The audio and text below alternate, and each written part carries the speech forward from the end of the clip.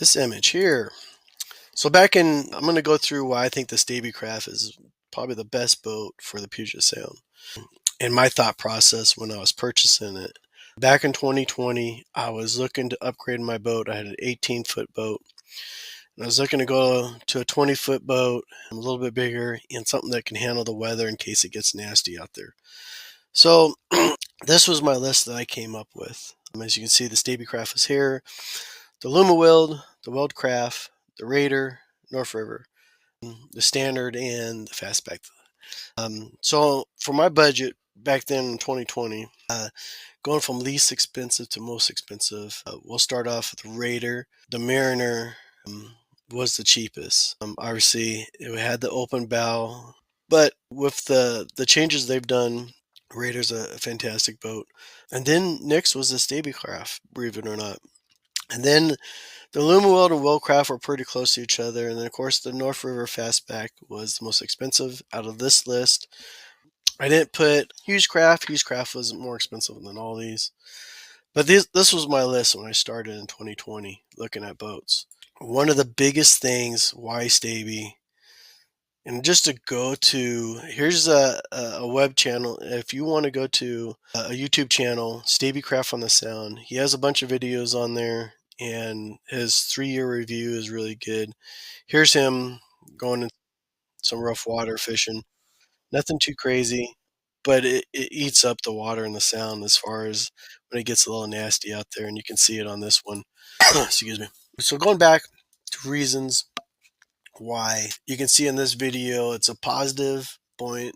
It has these tubes around it that's foam filled, which gives it the positive buoyancy rating, which is makes it super safe. You know, the lifeboats, if you know anything about Puget Sound, there's a lifeboat dealership that a lot of the Coast Guard use, and they have something similar with pontoons around the boat. So safety fit my budget. Light, it could pretty much do everything that I wanted it to do. Handle the rough water, the Sound. And if you go over to the boats, you can see another reason why I picked it on here, the 2050 Supercab. Now they changed it a couple years ago. They've added a little bit more width. This one's 90.1. I think mine's like 82. So they made it a little bit more wider, which I think it helps out a lot. They added the window. I'm not really a fan of the window. I just, step around to access it, but rarely do I need to access the bow anyways. But they also added a fuel tank. Mine's a 40-gallon. You can see here this is a 52-gallon, which makes it nice. I've taken my Staby out to the canyon out of Westport. It's 30 miles out offshore. I went out there full of people. We caught our halibut. We came back, even fished some salmon on the way back, and I still had like a quarter of a tank left. So, excuse me. So I bring extra gas just in case, but that's the furthest I've went out offshore on it. 20 miles is kind of the salmon runs out of Westport, but the 40-gallon. But it just makes it nice that they added the 50-gallon. And they powder coated the front. They made this a little bit longer. But you can see here the fishing space here. You have 3 rod holders, which makes it super nice. These little containers here, I can put my weights, my cannonball weights into them when I'm not using them for drinks or whatnot. I think the new version 2, you can get this extended out, which makes it nice, a nice extra fish box. But everybody uses fish bags now, so that makes it nice. I don't have a ladder. I just have the main motor and a kicker over there. I have an extra rail here. Only thing, again, what I would have added was a bow motor mount. It makes it nice for the Sound when you're squid fishing or spot fishing. You want to go over a lingcod hole and just hold it. It's nice to have a bow motor. So yeah, so you saw those other boats. Nothing against the Duckworth boats are nice. You can see that self-bailing stuff is really nice. The Lumawilds are nice boats. Here's the Raider. If you go to the Raider channel, they've really added quite a bit of like the plate thickness. And that's the big thing is the type of aluminum that they're using to make these boats. And I think Raiders really stepped up. So I think their price is probably pretty expensive now. But back in 2020, it was pretty reasonable. So going back to this Stabicraft, and why I like the 2050 is again all this space back here. I can put my crab and shrimp pots here. You can have four people on, two people on this side, two people on this side, and then have a couple people up here waiting their turn to fish. It's light, very fuel efficient. I got a 150 on there. It moves really good. I can go up to 30 miles per hour on it. But I keep it, probably around 24 miles per hour just to do it. I'm going to put some trim tabs on mine. I haven't done it yet just because they changed the whole design. So it'll be interesting to see how these newer models handle it. But my model, it gets pretty rocky sometimes. So yeah, so those were the different boats that I was looking at. And to go back over kind of like some of the pictures of here's the biggest halibut I've gotten out of my boat, and this was out of Port Angeles. You know, Port Angeles, that strait can get a little nasty. That was a great day. It wasn't Weather wasn't bad at all. But yeah, it's I use this for my bait. We use for the fish. I just use this I put a bait cooler in there because it's not insulated. So I put a bait cooler in there and put all my bait in there. I'll put some ice and stuff in there. So I don't use it for a fish back box at all. The newer ones, I think you can get this all the way extended, which is nice, and then you can really, and I think they're insulated on them now too, so you can really use it as a fish box. I like the gunnels because they're nice and wide. I can put all my stuff in there. You can see we have electric reels going right off the back there. Go back. Here's me crabbing out of there. Again, I put my crab pots in the front there. It's really great. This is my son on the Chinook out of Westport. There's some more salmon pictures. Again, we use a fish bag. More salmon. There's what it looks like on the trailer. There's my brother's trophy. He takes out Westport as well. Again, this eats the waves. I can handle going out of the bar there. Obviously, if the bar is nasty, I'm not going to go out there. People shouldn't. But when it's decent, when you get the 5 foot swells and they're 11 seconds out, I'm not, I can go out there and manage it. There's a giant octopus that we got while we were fishing halibut out of PA. Somehow we got stuck with a couple of those. There's my crab puller that I use.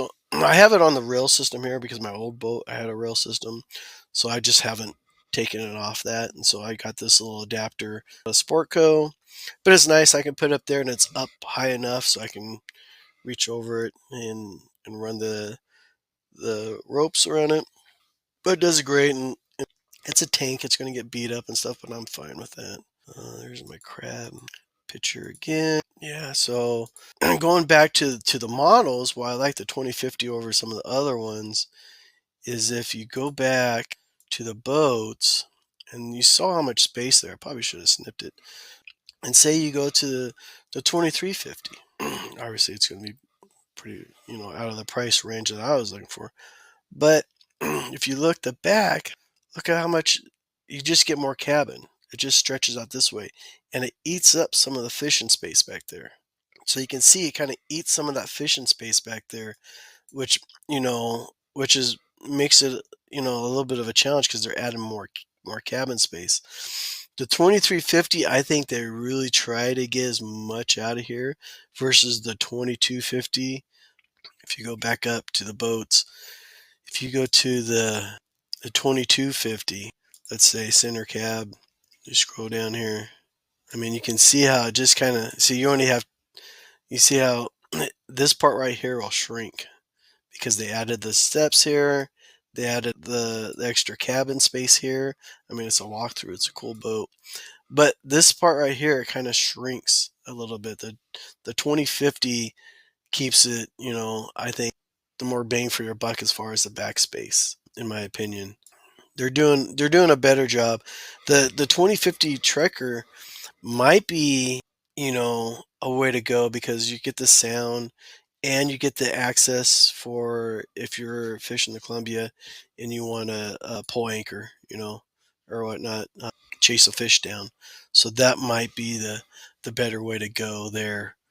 So yeah, if you want more, on the Stabicrafts, I would check out this channel. One of the other, I guess the only kind of negative things that I have is this part right here. So they have a bilge pump back there, and because it sits low and it doesn't self bail, if that bilge pump gets clogged, this is what you're going to have. It's only happened once. It got a bunch of fish guts and stuff. I didn't. I don't think I had this much water. But you can see how everybody uses the fish bags now. But you see, this guy's like, you know what? Enough of this. He's going to be tuna fishing. He's going to get some tuna guts on there. So he took it out, measured it, and then he put some filters there so it wouldn't get clogged up. I have an access port. I can open it up, get down there, clean it up. But I plan on doing the same thing. I'm putting some sort of filter on there just in case. But as you can see on here, it's you don't want a bunch of water in there squishing, washing around, making things life a little difficult. But with that being said, it's positive buoyantly. It's not gonna, you know, you're not gonna flood out. So those are my top reasons. You can see how it handles these big water. It does a great job. Here through it, again, when I'm in the sound into something like this, I'm going 20 miles per hour. It's no problem. I got a thicker hull. I went the 6 mm. I also got foam filled on the floorboard to help with some of the sound. So yeah, those are some of my reasons why I went with it. And I think it's just a great utility boat for the sound. All these boats, I think, really do a great job. If I was going to upgrade, it'd probably be the 2250. I like that cabin style and the access to the bow. Not so much for beaching, but if I was going to fish the Columbia and have the Columbia anchor system, I'd want something like that where I can go up there and drop the anchor and chase a fish. You can see they have the wider box back there too, which I also prefer. So yeah, if I was going to upgrade, it'd be something like that. And then you're looking at the price points. You know, it's much. It's probably 20% more than when I purchased it in 2021. This is how much boats and aluminum, the cost have just went up. So, it's on sale for 89,000, I think, on here. But doesn't have really the I don't believe it has the motor on there, but it's with motor and trailer.